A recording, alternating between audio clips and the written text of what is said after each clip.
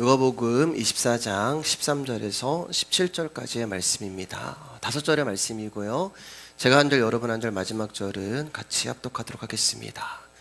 그날에 그들 중 둘이 예루살렘에서 25里되는 엠마오라 하는 마을로 가면서 이 모든 된 일을 서로 이야기하더라. 그들이 서로 이야기하며 문의할 때에 예수께서 가까이 이르러 그들과 동행하시나 그들의 눈이 가리워져서 그인 줄 알아보지 못하고는. 같이 읽겠습니다. 예수께서 이르시되 너희가 길 가면서 서로 주고받고 하는 이야기가 무엇이냐 하시니 두 사람이 슬픈 빛을 띠고 머물러 서더라. 아멘. 오늘 말씀의 제목 한번 읽어보겠습니다. 시작. 우리에게 성경을 풀어주실 때 옆 사람과 인사할까요? 귀하십니다. 귀하십니다. 감사합니다. 오늘 우리가 읽은 본문은 절망적인 상황에 의해 소망했던 모든 것을 포기한 채 엠마오로 귀향하는 제자들의 모습으로 이제 시작을 합니다.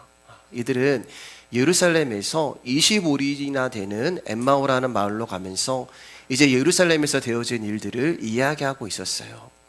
아마 엠마오는 이들의 고향이 아닌가 하는 짐작을 해볼 수 있습니다. 이 사람들은 두 사람이었는데 18절을 보면은 한 사람의 이름이 글로바인 것을 보아 우리가 알고 있는 예수님의 12 제자와는 또 다른 사람이라는 것을 알 수 있습니다. 이들이 예루살렘을 떠나 엠마오로 내려가는 이유는 더 이상 예루살렘에 남아있을 이유가 없었기 때문이에요. 그 이유는 얼마 전에 예수님이 십자가에 죽으셨기 때문입니다. 그래서 절망 가득한 마음을 갖고 예수님이 십자가에서 죽으신 일을 가슴 아파하며 고향으로 돌아가고 있었던 것입니다.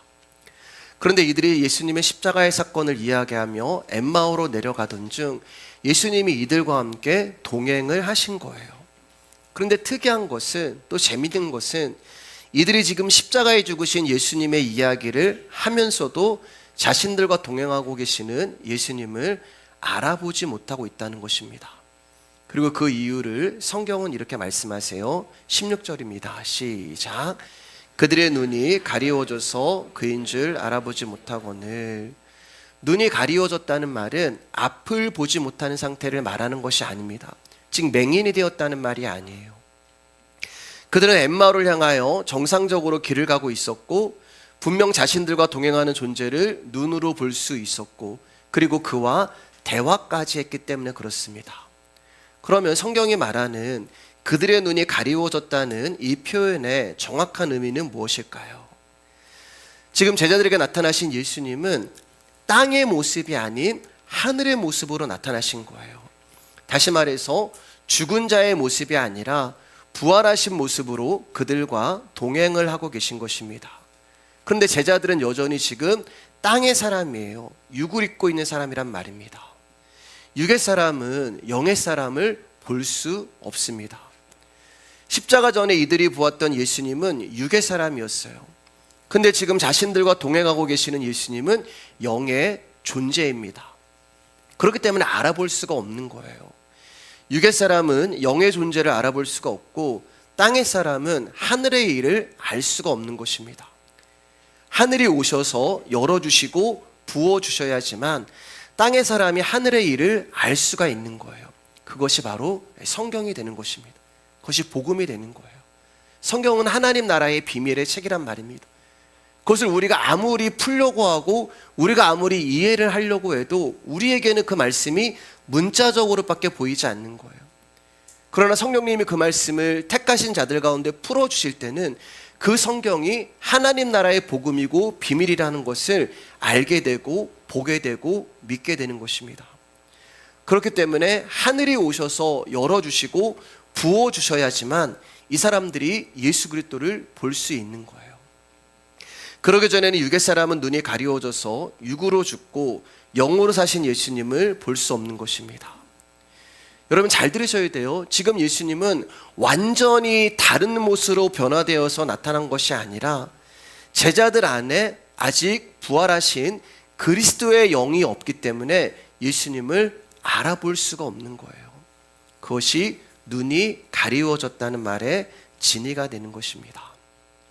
17절에서 예수님은 너희가 걸어가면서 서로 주고받는 이야기가 무슨 이야기냐라고 물어보십니다.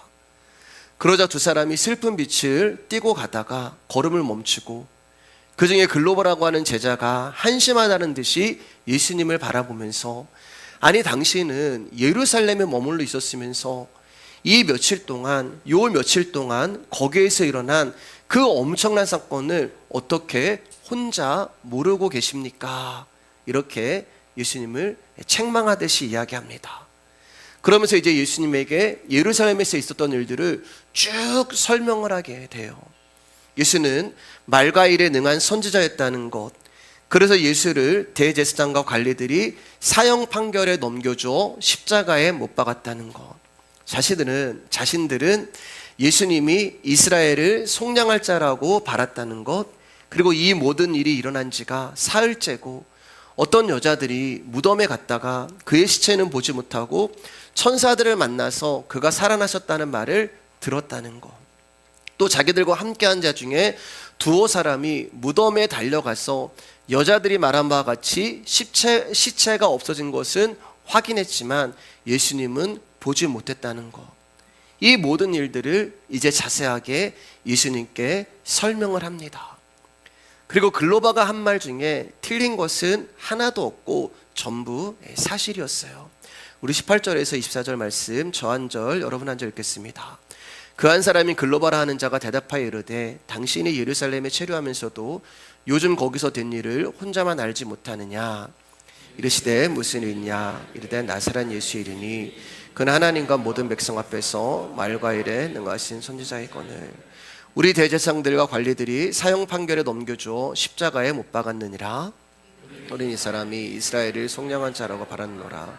이뿐 아니라 이 일이 일어난 자가 사흘째요. 또한 우리 중에 어떤 여자들이 우리로 놀라게 하였으니 이는 그들이 새벽에 무덤에 갔다가 그 시체는 보지 못하고 와서 그가 살아나셨다는 천사들의 나타남을 보았다니라. 또 우리와 함께 한 자 중에 두어 사람이 무덤에 가 과연 여자들이 말한 바와 같음을 보았으나 예수는 보지 못하였느니라 하거늘. 그러니까 지금 이 글로바와 같이 있는 이 제자의 말을 들어보면 이들이 믿는 예수 그리스도는 자신들의 현실적인 기대를 실현시켜줄 존재로 예수님을 생각을 한 거예요. 예수님을 자신들의 민족적 한을 풀어주고 소망을 이뤄줄 지도자로 믿고 따랐던 것입니다. 그런데 그러한 예수가 죽어버린 거예요. 그러니 그들 마음에 실망이 어떠했겠습니까? 나의 소망을 이루어주고 나의 소원을 풀어주고 민족적 한을 풀어줄 지도자로 예수님을 생각했는데 그 예수님이 죽어버렸어요. 살 소망이 끊어진 것입니다. 여자를 통해서 예수가 살아나셨다는 말을 들었지만 그것은 그들의 상식 밖의 이야기였기 때문에 허탄한 말로 들렸을 뿐, 무덤에 가서 직접 확인을 해도 시체는 없지만 예수님을 보지 못하게 되자 결국 이 사람들은 실망을 한 채 엠마오로 내려오게 된 거예요. 이제 그들에게 예루살렘에서 품었던 모든 소망과 기대는 절망과 불안이 되었던 것입니다. 그래서 그 절망의 땅에 더 이상 있지 못하고 이제 고향으로 내려가고 있었던 것입니다. 자, 이들의 말을 들은 예수님이 이제 이렇게 말씀하십니다. 그리고 여전히 이들은 자기들에게 말씀하시는 분이 예수님인지를 알지 못하고 있어요. 25절 26절입니다. 시작. 이르시되 미련하고 선지자들이 말한 모든 것을 마음에 더디 믿는 자들이요 그리스도가 이런 고난을 받고 자기의 영광에 들어가야 할 것이 아니냐 하시고, 너희들은 참 미련하고 어리석구나. 선지자들이 분명 말하길 그리스도는 이런 고난을 반드시 겪어야만 자기의 영광에 들어간다고 말하였는데 너희들은 왜 선지자들의 말을 믿지 못하느냐라고 이들을 책망하세요. 그러니까 두 제자가 예수님을 지금 알아보고 있지 못한 이유는 고난과 상관없는 예수님을 기대했기 때문입니다. 그렇기 때문에 선지자의 관점에서 예수님의 십자가의 죽음을 해석할 수가 없었던 거예요. 마치 지난주에 우리가 봤던 여인들처럼 예수님이 갈릴리에서 자신이 십자가에 죽고 사흘 만에 부활할 거라고 말씀하셨음에도 불구하고 자기가 믿고 싶고 자기가 보고 싶고 자기가 느끼고 싶은 대로 예수님을 믿으니까 그 말씀이 기억나지 않았던 것처럼 이 제자들 역시 선지자들이 계속 예수 그리스도의 십자가의 죽음과 고난에 대해서 말씀하셨음에도 불구하고 그런 예수님을 믿지 않으니까 그 십자가 해석을 선지자의 관점에서 할 수가 없었던 거예요. 아니, 선지자의 말을 듣지 않았던 것입니다. 왜냐하면 이 사람들은 여전히 유괴 사람으로 자기에게 듣고 싶은 대로, 보고 싶은 대로, 또 믿고 싶은 대로 예수 그리스도를 믿었고 말씀을 들었기 때문에 그래요. 즉 말씀을 말씀 그대로 받지 못하고 자기의 마음대로 받는 것, 이것이 바로 눈이 가리워진 그들의 영적 상태가 되는 것입니다. 27절입니다. 시작. 이에 모세와 모든 선지자의 글로 시작하여 모든 성경에 쓴 바 자기에게 관한 것을 자세히 설명하시니라. 예수님은 여전히 당신을 알아보지 못하는 제자들에게 모세와 모든 선지자의 글들로 시작하여 쓰여진 성경이 전부 자기에 관한 것, 즉 예수님의 십자가의 죽음과 부활에 관한 책이라고 설명을 해주기 시작합니다. 다시 말해 성경은 창세기부터 시작해서 계시록까지 전부 예수님에 관한 이야기라는 거예요. 자, 그러면 도대체 구약 성경에 어떻게 예수 그리스도가 숨겨져 있는지 우리 한번 짧게 한번 보도록 하겠습니다. 요한복음 8장 56절입니다. 시작. 너희 조상 아브라함은 나의 때에 볼 것을 즐거워하다가 보고 기뻐하였느니라. 아브라함은 예수님의 시대를 기준으로 하면은 2200년 전의 사람이에요. 근데 예수님이 지금 뭐라고 하세요? 아브라함이 2200년 전에 예수님으로 인해서 즐거워하고 기뻐하였다. 여러분, 2200년 전에 예수님은 존재하지 않으셨단 말입니다. 근데 아브라함은 2200년 전에 예수 그리스도를 보았고 기뻐하였고 즐거워했다는 거예요. 왜 여러분? 창세기는 예수님의 이야기가 되기 때문에 그래요. 아브라함의 이야기는 하나님의 은혜로 우상을 섬기며 자기의 유익을 위해 아내를 2번씩이나 팔아먹는 불가능한 죄인인 아브라함을 하나님이 당신의 벗으로 만드시기 위하여 모리아산에서 당신의 아들 예수를 죽여서 아브라함을 살려내는 하나님의 은혜와 사랑의 이야기가 되는 거예요. 그래서 아브라함은 그 복음을 본 것입니다. 아브라함은 그때 십자가 사건을 본 거예요. 그 어린 양을 보면서, 그 모리아산에 올라온 어린 양을 보면서 예수 그리스도를 보게 된 거예요. 요한복음 12장 41절입니다. 시작. 이사야가 이렇게 말한 것은 주의 영광을 보고 주를 가리켜 말한 것이라. 우리 하나 더 읽게요. 히브리서 11장 24절 26절입니다. 시작.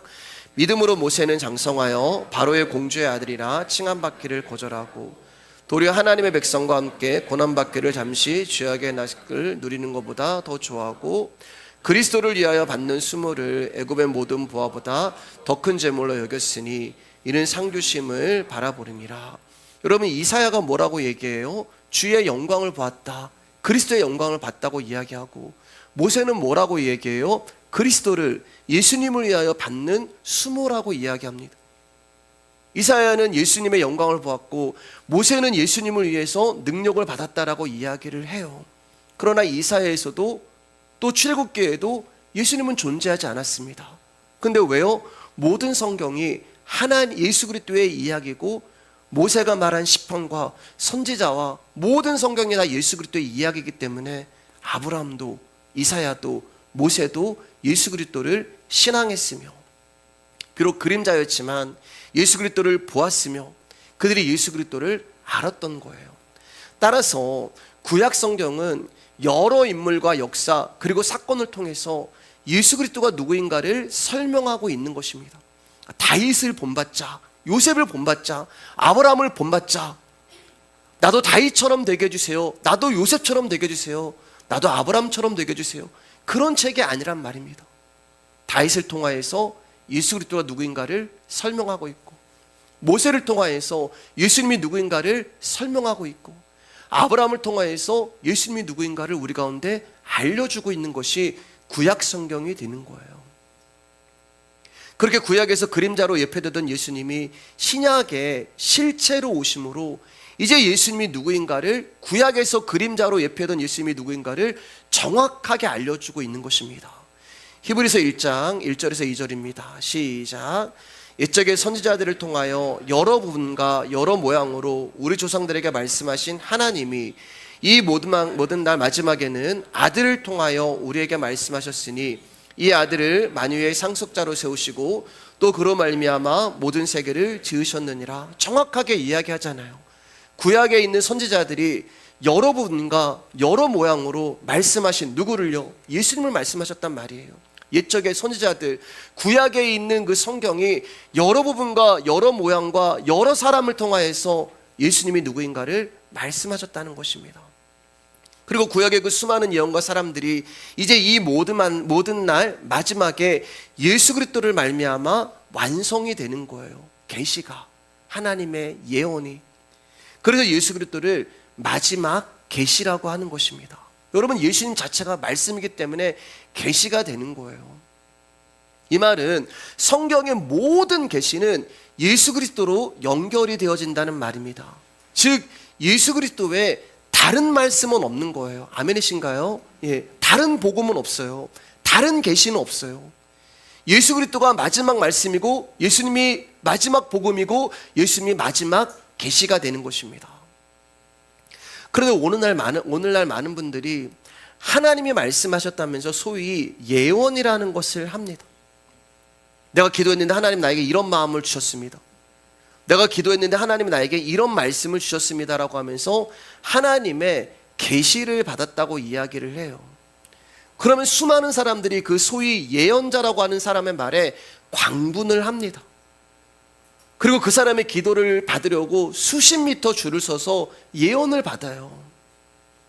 그런데 여러분, 그들이 말하는 예언자들이 말하는 예언이 예수 그리스도를 제대로 안 믿으면 지옥에 간다고 이야기를 하던가요? 여러분, 그들이 피비렛 나는 십자가를 이야기하던가요? 그들의 예언이 복음에 관하여, 성경에 관하여, 말씀에 관한 예언을 하던가요? 그런 예언하지 않습니다. 그럼 무슨 예언을 해요? 여러분 다 아시잖아요. 다 받아보셨기 때문에. 그들이 말하는 예언은 소위 이 땅에서 말하는 길흉화복에 관한 이야기가 전부예요. 그러면 소위 예언자라고 하는 그들은 신접한 자와 점쟁이들이나 하는 그런 예언을 할까요? 왜 그들은 하나님 말씀하셨다고 하면서 우리 가운데 이 땅에서 어떻게 하면 잘 먹고 잘 살고 부자 되고 어떻게 하면 너희가 성공하고 인기를 끌고 높은 곳에 올라가고 그런 것에 대한 이야기를 하고 예언이라고 이야기할까요? 간단해요, 여러분. 그것은 기도를 받는 자들이, 저와 여러분들이 그런 것을 원하기 때문에 그래요. 기도를 받는 사람들, 그러한 답을 원하기 때문에 그렇습니다. 우리가 하나님 앞에 나와서 내 미래에 대해서 궁금하고 내가 무엇을 선택해야 잘 될지에 대해서 궁금하고 어디로 가야 성공하고 무엇을 내가 해야 성공할지를 궁금해합니다. 근데 전부 그것을 가지고 나와요. 그래서 예언자가 나의 성품이나 처한 상황이나 환경이나 그런 것을 간혹 알아맞히면 놀라서 뒤로 자빠지죠. 저 사람 신령해. 저 사람 영빨 있어. 저 사람 진짜 거룩해. 그건 여러분 예언의 은사가 아닙니다. 그것은 신접한 점쟁이고 무당이에요. 목사님이 예언해 준 건데 저 말고요. 아, 목사님, 이거 유명한 목사님 저한테 예언해 주신 건데요. 아, 이거 어디 집회 가가지고 정말 내놓으라는 강사가 저한테 그렇게 예언해 준 건데요. 예, 그 목사가 양복 입은 무당이에요. 여러분, 그 목사가 신접한 점쟁이에요. 하나님 이름 팔아먹는 무당이란 말입니다. 여러분, 정말 여러분이 인생을 살아가면서 여러분의 희노애락, 생사화복, 길흉화복이 궁금하시다면은 자꾸 제 이름을 부르는 것 같아요. 길흉화복이 궁금하신다면 여러분, 제가 어디 가면 여러분 해결될 수 있는지 알려줄게요. 저 미알이나 종로 가면은, 거기 가면은 평생을 음양오행과 십간십이지 사주팔자만 연구하신 전문가들이 계세요, 여러분. 거기 가서 여러분 복채 내시고 그분들과 이렇게 상담을 하시면 여러분들이 원하는 답을 얻으실 수 있을 거예요. 여기 오시면 안 돼요. 저는 하나님이 나에게 이렇게 말씀하셨다는 그런 분들이 정말 궁금해요. 도대체 어디서 어떻게 하나님의 말씀이 들리는지 어떻게 들었는지 궁금해요. 하나님이 말씀하셨는데 당신은 이렇게 해야 복을 받습니다. 아멘 하잖아요. 하나님이 말씀하셨는데 당신은 이렇게 해야 병이 낫습니다. 하나님이 말씀하셨는데 이렇게 해야 자녀가 잘 되고 남편이 잘 됩니다. 예배 시간에 그런 이야기 많았잖아요. 지금 하나님이 잘 안 되네. 말씀하셨는데 고락과 당뇨와 막 그런 얘기 하잖아요. 예. 저희 집사람이 하지 말라고 주먹을 쥐는데 고락과 당뇨, 허리 디스크와 머리에 두통과 하나님 말씀하셨습니다. 하나님 치료하십니다. 제가 궁금한 거는 그러면 뭐냐면 여러분 정말 하나님이 그렇게 말씀하셨다면 성경에 있어야죠. 성경에 있어야죠. 여러분 그 말씀이 하나님 말씀하셨다는 것은 계시입니다. 성경이 계시란 말이에요. 그러면 여러분 계속해서 하나님 말씀하셨다면 성경은 66권에서 끝나면 안 돼요. 67권이 생겨야 되고 68권이 생겨야 되고 69권이 계속 쓰여져야 한단 말입니다. 그런데 성경이 66권에서 끝이 났어요. 그럼 무슨 말이냐? 하나님은 성경 외에 다른 곳으로 우리 가운데 말씀하시지 않는다는 결론이 되는 것입니다. 사랑하는 여러분, 그리스도인들은 이 땅에 관심을 두고 이 세상을 바라보고 이 세상을 목적으로 살아가는 사람들이 아니에요.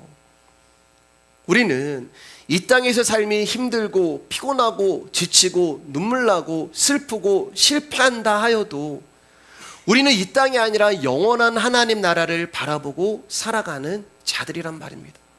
그래서 아브라함이 예수님을 봤고 이사야가 예수님을 보았고 모세가 예수님에 대하여 능력받는 것을 기뻐하였다고 말하고 있는 거예요. 우리의 믿음의 조상들이 하나님이 지으신 본향을 바라보면서 이 땅에서 외국인과 나그네로 그 삶을 살았단 말입니다. 13절 히브리서 11장 13절 14절입니다. 시작. 이 사람들은 다 믿음을 따라 죽었으며 약속을 받지 못하였을 때 그것들을 멀리서 보고 환영하며 또 땅에서는 외국인과 나그네임을 증언하였으니 그들이 이같이 말하는 것은 자기들이 본향 찾는 자임을 나타냄이라. 하나님은 우리가 이 땅에 태어나는 일과 죽는 날까지 이미 모든 것들을 다 정해 놓으셨어요. 사람마다 달라요. 하나님이 이 땅에서 살아가는 연수가 다르고 하나님이 정해 놓은 삶이 다르단 말입니다. 중요한 것은 내가 이 땅에서 100세를 누리느냐, 아니면 내가 이 땅에서 잘 먹고 잘 사느냐, 아니면 내가 조금 힘들고 고난 가운데 사느냐, 이런 것이 중요한 것이 아니라 여러분 정말 중요한 것은 내가 지금 하나님이 정해준 길로 가고 있느냐, 그게 중요한 거예요. 죽음 후에 내가 돌아갈 본향이 있느냐 없느냐, 이게 중요한 거예요. 우리 인생에 그분의 때가 있습니다. 주님이 우리를 때로는 멀리 보내실 때도 있고 만남의 때도 있고 만났으면 헤어질 때도 있어요. 우리를 붙잡으실 때도 있어요. 하나님이 때로는 우리를 일어서지 못하게 할 때도 있지만 하나님이 우리를 일어서게 할 때도 있고 뛰게 하실 때도 있어요. 우리의 재물을 거두어 가셔서 내가 정말 가난 가운데 있게도 하시지만 때로는 우리를 풍성하게 하실 때도 있어요. 늘 드리는 말씀이잖아요, 여러분. 내 인생인데 내가 몰라요. 내 인생인데 내가 몰라요. 내 인생인데 내 마음대로 안 돼요. 우리가 우리 인생에 살 수 있는 것이 아무것도 없잖아요. 그러니까 내 인생이 아니란 말입니다. 내 것이 아니고 내 일도 아니라는 거예요. 우리는 하나님의 것입니다. 저와 여러분의 인생은 하나님이 주인이세요. 하나님이 일을 하시는 거예요. 그분의 계획과 그분의 섭리와 그분의 작정과 그분의 인도하심과 그분의 이끄심에 따라 사랑하는 여러분, 저와 여러분의 인생이 가는 거예요. 그렇기 때문에 우리가 할 수 있는 것은 기다리는 거라고 말씀을 드렸잖아요. 그리고 받아들이는 거예요. 요셉이 그 감옥 바닥에서 사방에 막혀 있는데 도대체 하나님이 시험 받을 쯤에 피할 길을 주신다는 그 이유는 무엇일까? 받아들이는 거란 말이에요. 사방에 막혀 있어요. 어디 나갈 구멍이 없어요. 하나님 피할 길을 주신다면서요. 주신단 말이에요. 받아들이는 거. 하나님은 우리가 어떤 존재인지를 받아들일 때 구덩이에서 보게 하시고 알게 하시고 노예에서 나를 깨트리시고 감옥에서 나를 부수시고 박살을 내시고 그러면서 하나님이 내 안에서 승리를 하시는 거예요. 그렇게 하나님이 내 인생 가운데서 일을 하실 때까지 여러분 우리가 할 수 있는 것은 기다리는 것이고 받아들이는 것입니다. 그 과정 가운데 나의 할 수 없음을 인정하고 나라는 존재를 부정하며 나를 긍휼히 여기시는 당신의 손길만을 기다리며 받아들이는 거예요. 받아들이는 거예요. 여러분 기다린다는 말은 그분께 나의 인생을 의탁하는 것을 말합니다. 던져드리는 것을 말하는 거예요. 내 삶을, 내 인생을, 내 자녀를, 나라는 존재를 주님 나의 힘으로는 살아갈 수 없기 때문에 당신께 드립니다. 그러면 그분 앞에 우리 인생을 드렸기 때문에 그분이 나를 구덩이로 끌고 가시면 우리는 구덩이로 가는 거예요. 노예로 보내면 노예로 가는 거예요. 감옥으로 보내면 감옥으로 가는 거예요. 그런데 더 이상 내려갈 곳이 없으면 어떻게 되는 거예요, 여러분? 우리는 그때 올라가는 것입니다. 그러니까 여러분 막 올라가려고 애쓰지 마세요. 우리가 낮아지고 바닥을 치면 우리는 이제 하나님이 올리실 수밖에 없는 그 인생이 되는 것입니다. 그리스도인들은 이 땅을 지나며 우리에게 오게 될 영원한 세상을 바라보고 추구하며 사는 사람들입니다. 그리고 성경은 바로 그 새하늘과 새 땅에 관한 소망이 적혀있는 계시의 책이란 말이에요. 그리고 그 새하늘과 새 땅을 우리 가운데 주실 수 있는 유일한 소망은 예수님밖에 없어요. 그래서 성경이 예수님 이야기밖에 없는 거예요.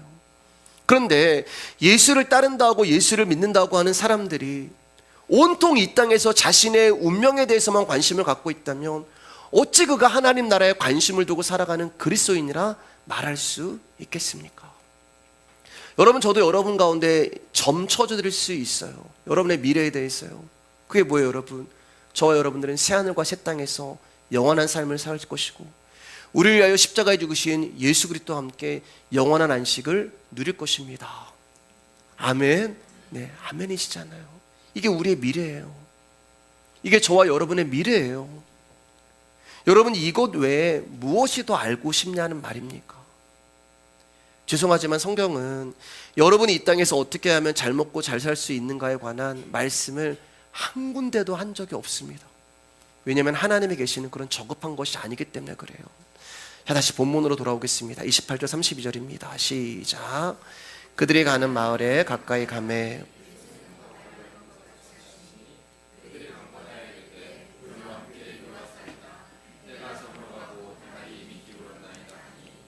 그들과 함께 유하러 들어가시니라. 그들과 함께 음식 잡수실 때 떡을 가지사 축사하시고 떼어 그들에게 주시니 그들의 눈이 밝아져 그인 줄 알아보더니 예수는 그들에게 보이지 아니하시는지라. 그들이 서로 말하되 그래서 우리에게 말씀하시고 우리에게 성경을 풀어주실 때 우리 속에서 마음이 뜨겁지 아니하더냐 하고 두 제자가 이제 엠마오라고 하는 목적지에 도착을 했습니다. 그리고 예수님은 이제 길을 더 가려고 하세요.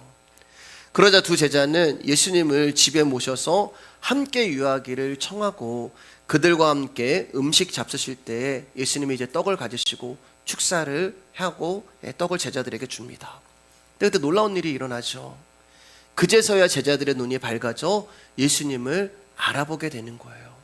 그런데 더 정확히 말씀을 드리면 예수님이 떡을 주셨기 때문에 그들의 눈이 밝아진 것이 아닙니다. 그 떡은 예수님의 양식, 말씀을 이야기하는 거예요. 즉 그들에게 성경을 풀어주실 때에 제자들의 마음이 뜨거워져서 예수님을 알아본 것입니다. 자, 그러면 예수님을 알아보기 전에 제자들의 얼굴이 어떤 상태였는지 여러분 혹시 기억하세요? 우리 다시 16절 17절 보겠습니다. 그들의 눈이 가리워져서 예수님을 알아보지 못하는 거예요.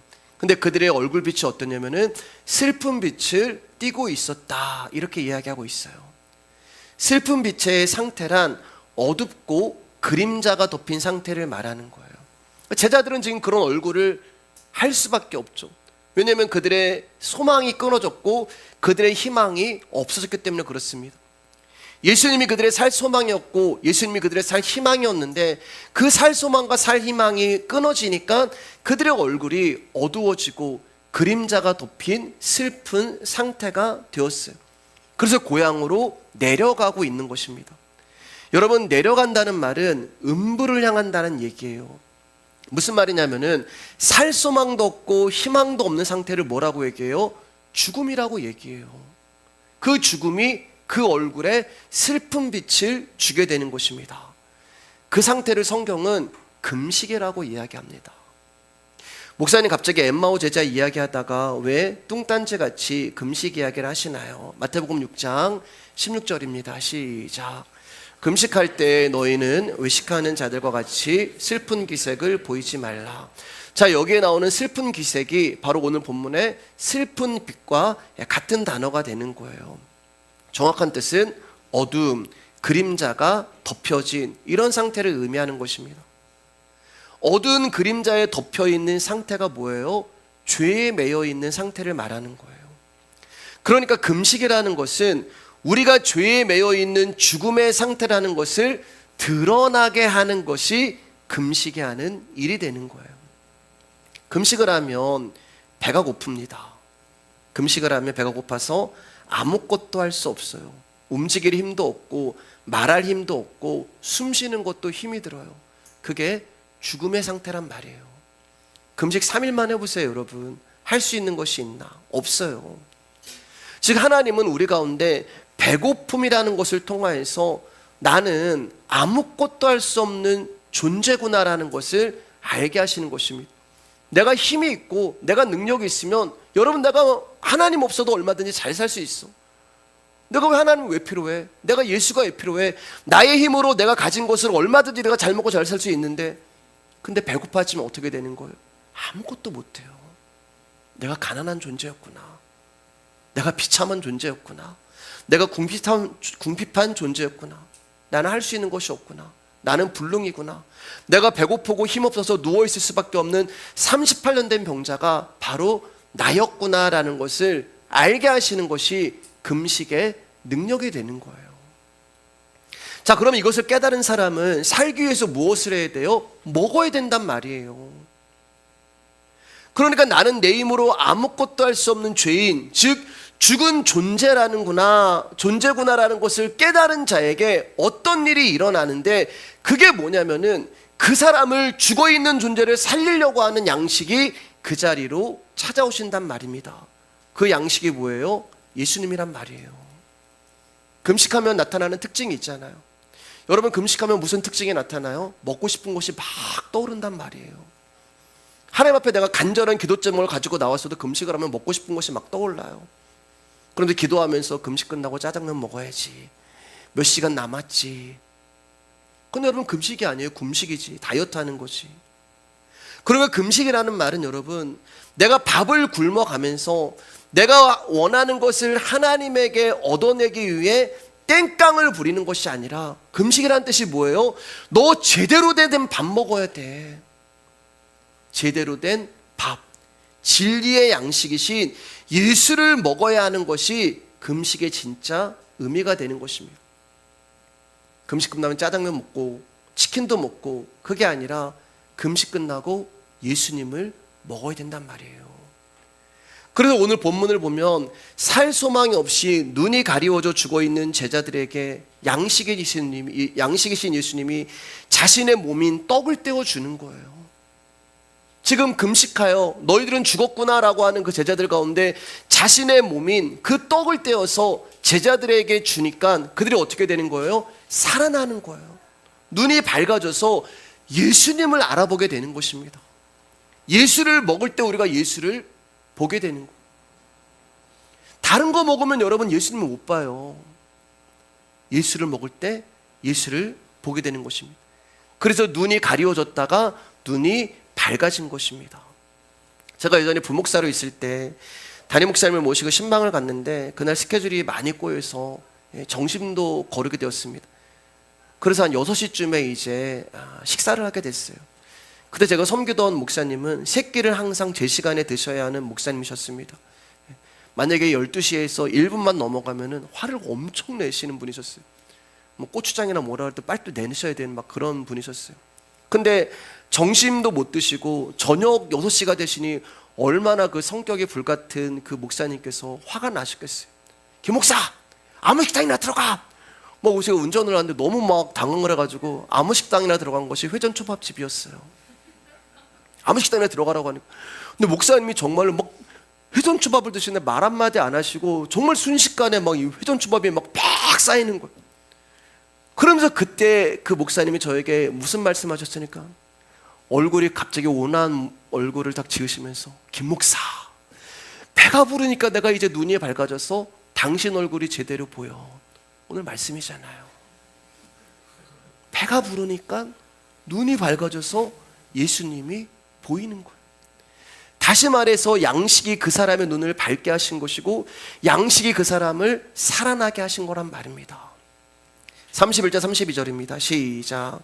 그들의 눈이 밝아져 그인 줄 알아보더니 예수는 그들에게 보이지 아니하시는지라. 그들이 서로 말하되 길에서 우리에게 말씀하시고 우리에게 성경을 풀어주실 때 우리 속에서 마음이 뜨겁지 아니하더냐 하고. 여러분, 멀리 있을 때는 몰랐어요. 같이 길을 걸을 때도 몰랐습니다. 예수님과 함께 심지어 이야기를 하고 길을 가는데도 마음이 냉랭했어요. 그런데 그들이 뭐라고 고백해요? 우리의 마음이 언제 뜨거워졌냐? 그 예수님이 우리에게 말씀하시고 우리에게 성경을 풀어주실 때 우리 속에서 마음이 뜨겁지 아니하더냐. 여러분, 지금 제자들이 경험한 신앙의 뜨거움은 우리가 생각하는, 흔히 생각하는 그 뜨거움, 감정적인 것이 아니라 여러분 중요해요. 말씀을 깨닫게 될 때란 말입니다.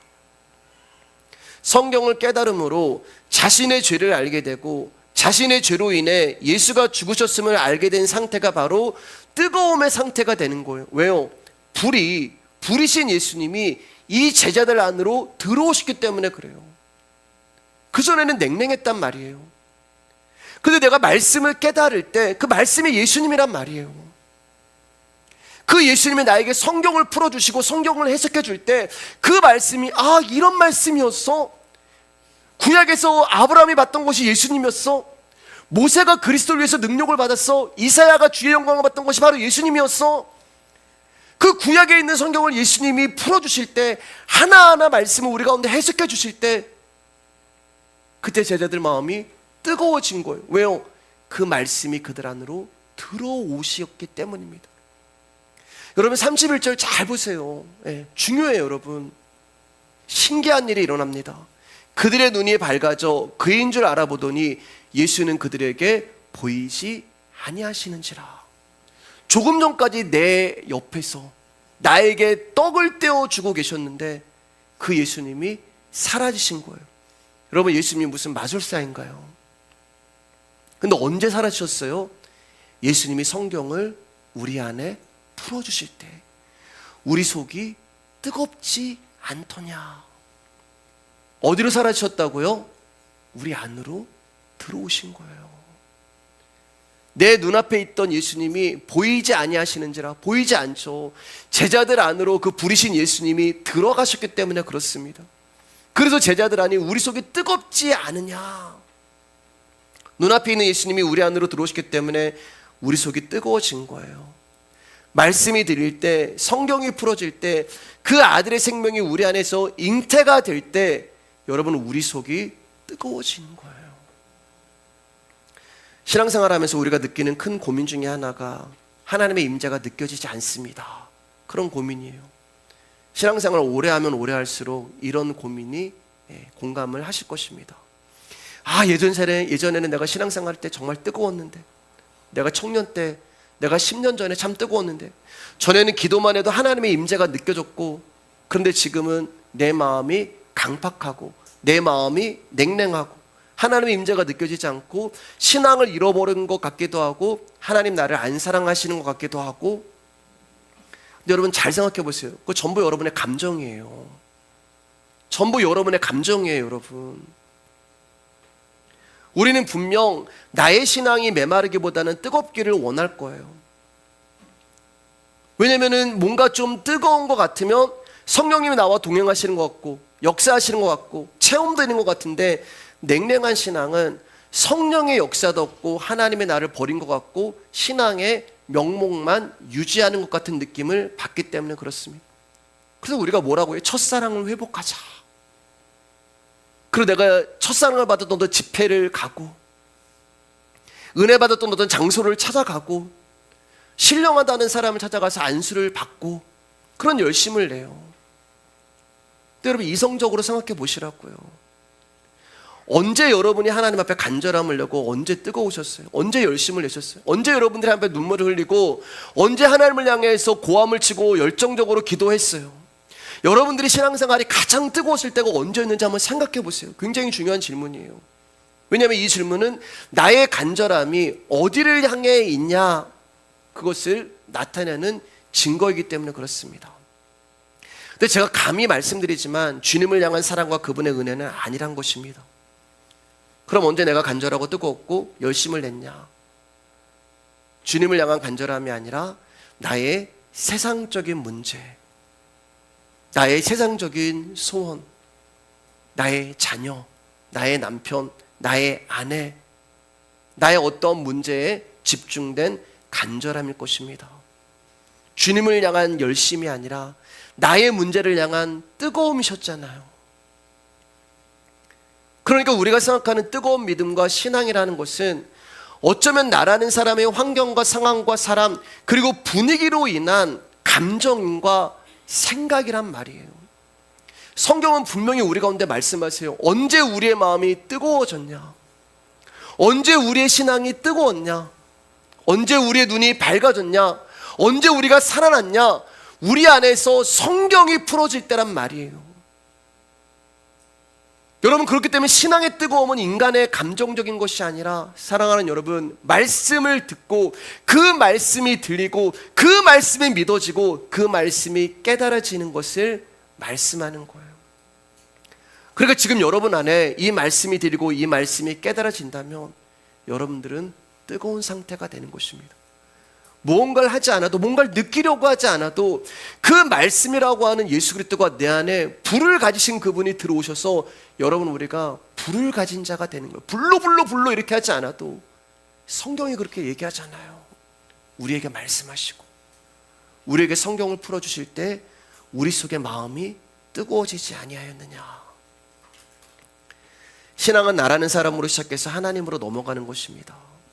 그래서 우리는 처음에 하나님께 나의 소망도 구하고 욕심도 구하고, 그래서 기도 들어주지 아니하시는 예수님께, 하나님께 삐지기도 하고, 다른 사람은 잘 되는데 나 안 되는 것을 가지고 원망도 하고, 다른 사람은 간증도 듣고 나도 그런 하나님 만나고 싶어서 열심을 내다가 또 실망을 하고. 여러분, 우리는 전부 나에서 시작을 해요. 나에서. 예수님으로부터 시작한 사람은 없어요. 전부 다 나에서 시작해요. 내 문제로 시작을 해요. 그런데 그렇게 나로 시작하는 우리의 겉사람이 점점 부서지면서 깨지면서 점점 하나님을 알아가는 거예요. 우리는 전부 이 과정 가운데 있습니다. 나에게서 하나님으로 넘어가고 있어요. 외치는 자에서 소리로 넘어가고, 또 할까요? 아브라함에서 아브라함, 야곱에서 이스라엘로 넘어가는 과정 가운데 있는 것입니다.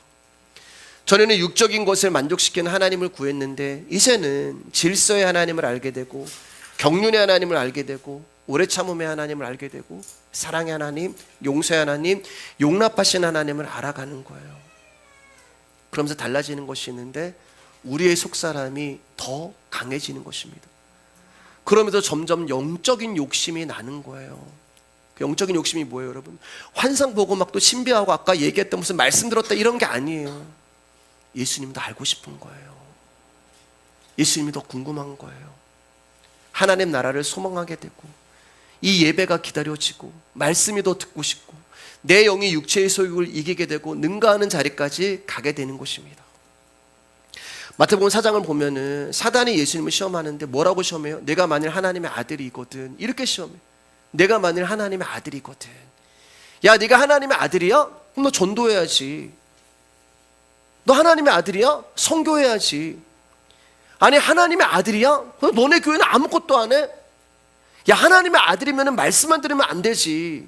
말씀만 듣고 아무것도 안 하면 살찌는 거야. 교회가 이것도 안 하고 저것도 안 하고 이 훈련도 안 하고 저 훈련도 안 하고 이 모임도 안 하고 저 모임도 안 하고, 교회가 좀 뭔가를 하고 일을 해야지. 그래야 교회가 살아있고 그래야 사람들이 교회로 모이고 하지. 뭔가 좀 해봐. 여러분, 교회가 존재하는 목적은 전도에 있지 않습니다. 구제라는 거 아니에요. 선교하는 거 아니에요. 사단은 끊임없이 네가 하나님의 아들이거든, 그러면서 우리에게 사명을 요구하고 사명을 이야기하고 정체성을 말해요.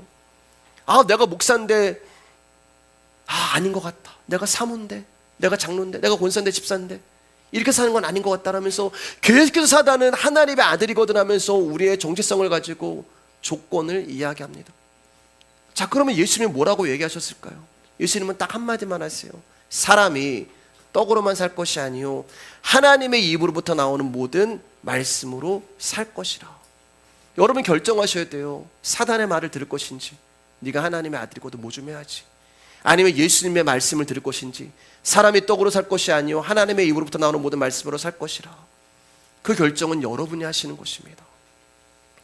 하나님의 자녀는 돌들이 변하여 떡이 만드는 일을 하는 것도 아니고, 높은 곳에 올라가려고 하는 자도 아니고, 이 세상의 부귀영화를 위해 하나님의 이름을 부르는 자도 아닙니다. 하나님의 자녀는 뭘 먹고 마시는가로 결정되는 것이 아니라, 무슨 일을 하는가 안 하는 자로 결정되는 것이 아니라, 하나님 앞에서 나오는 말씀으로 사는 자들이 하나님의 자녀가 되는 거예요. 그럼 목사님, 전도하지 말까요? 선교하지 말까요? 구제하지 말까요? 용서하지 말까요? 여러분, 유치한 질문이잖아요. 여러분, 끊임없이 우리가 말씀을 먹고 또 먹고 마시면, 또 말씀이 채워지고 그 말씀이 또 채워지면, 그 말씀이 내 안에 쌓이고 또 쌓이면, 그 말씀이 일하시는 결과로 여러분 전도가 되고 구제가 되고 선교가 되는 거예요. 그 역시 내가 하는 것이 아니라 내 안에 쌓여있는 말씀이 일을 하시는 거예요. 그 일의 결과가 다르단 말입니다. 똑같은 일의 결과지만 내가 한 것은 내가 드러나지만 말씀이 하신 것은 예수님의 영광만 드러나는 거예요. 근데 우리 안에 사실 이런 일이 안 일어난다? 그럼 무슨 말이에요? 아직 내가 말씀을 듣지 않고 있다는 증거고, 아직 말씀이 내 안에 쌓여있지 않다는 증거가 되는 거예요. 저는 개인적으로 수요예배 나오시는 성도님들께 감사를 드립니다. 사실 밤 8시에 그것도 힘든 하루 일과를 마치고 예배 자리에 나오는 거 쉬운 일 아니잖아요. 내가 시간을 내고 내가 애를 써야 합니다. 근데 여러분, 저는 여러분들이 왜 나오시나, 저는 이렇게 생각하고 싶어요. 우리에게 하나님 말씀하실 때, 그 성경이 풀어주실 때 우리 속에서 마음이 뜨겁지 아니하더냐라고 하는 이 제자들의 마음이 우리에게 있기 때문에 여러분, 그 힘든 자리에 여러분들이 나오시는 것입니다. 그리고 이 뜨거움이 우리가 드리는 예배마다 경험이 되었으면 좋겠습니다. 이제 33절 35절 읽고 말씀 마치겠습니다. 시작. 곧 그때로 일어나 예루살렘에 돌아가 보니 11 제자 및 그들과 함께한 자들이 모여 있어 말하기를 주께서 과연 살아나시고 시몬에게 보이셨다 하는지라. 두 사람도 길에서 된 일과 예수께서 떡을 떼심으로 자기들에게 알려주신 것을 말하더라. 예수님의 죽으심으로 자신들의 기대하던 인생이 무너져서 엠마오로 내려왔던 제자들이었습니다.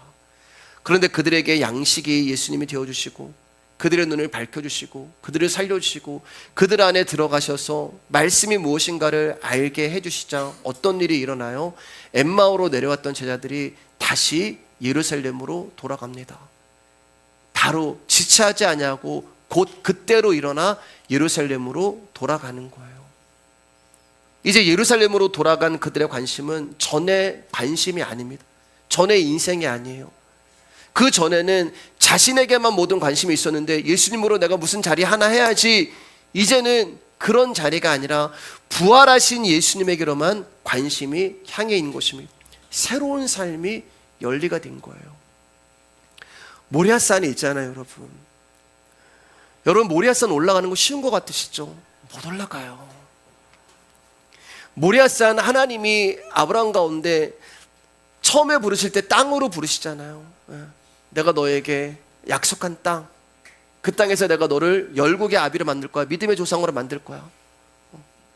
아브라함은 처음에 그 땅이 지금 자기가 살고 있는 그곳인 줄 알았단 말입니다.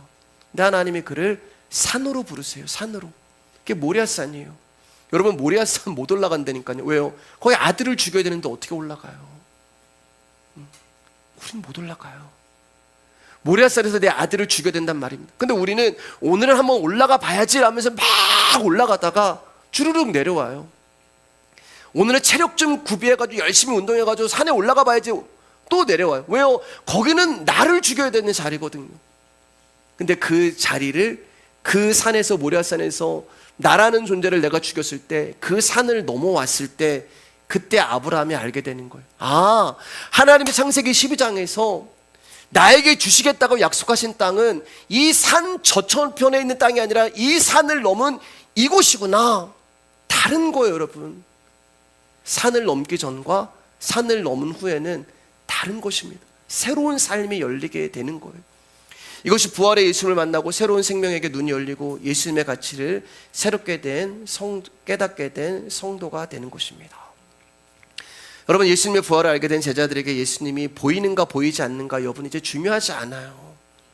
그들의 눈에 보이지 않는다고 해서 그들 안에 찾아오신 예수님의 부활이 사실이 아니기 때문에 그렇습니다. 왜냐하면 그들 안에 예수님이 존재하고 계시기 때문에 그래요. 부활의 예수님을 믿는 신앙은 눈으로 경험하는 것과 상관없이 오직 믿음으로 기쁨의 삶을 살게 만드신 것입니다. 항상 기뻐하고 범사에 감사하고 쉬지 않고 기도하는 삶이 내 안에 있는 말씀으로, 예수님으로 가능하게 된 거예요.